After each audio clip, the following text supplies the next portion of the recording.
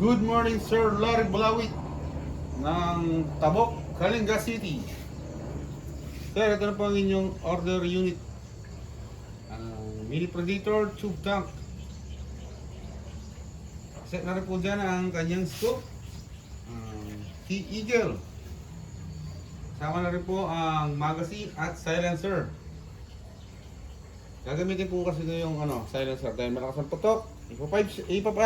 Part test ko po siya dun sa black steel plate ng 5 shots. Okay? Bago balutin, sir. 5 shots. First shot. Second shot. Third shot. Fourth.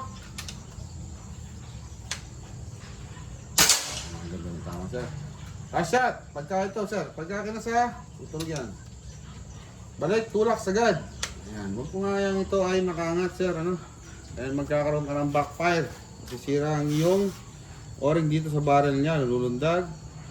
Masisira ng yung groupings nun. Kaya kailangan, pag ito ginamit, naging sagad. Tutulog naman yan pagkasagad. Okay? Tapos dito, ito.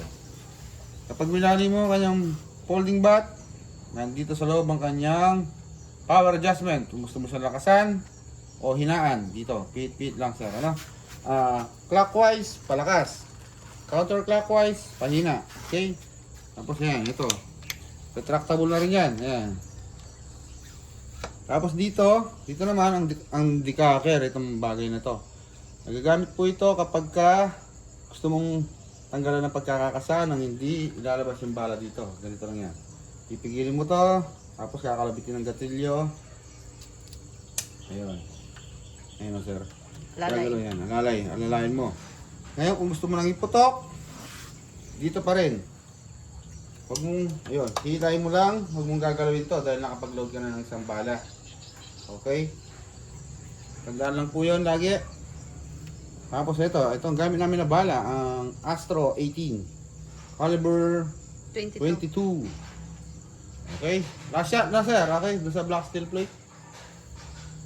Ayan. Nalapitan ko ngayon para makipakita ng malinaw ang 5 shots na bigay. 5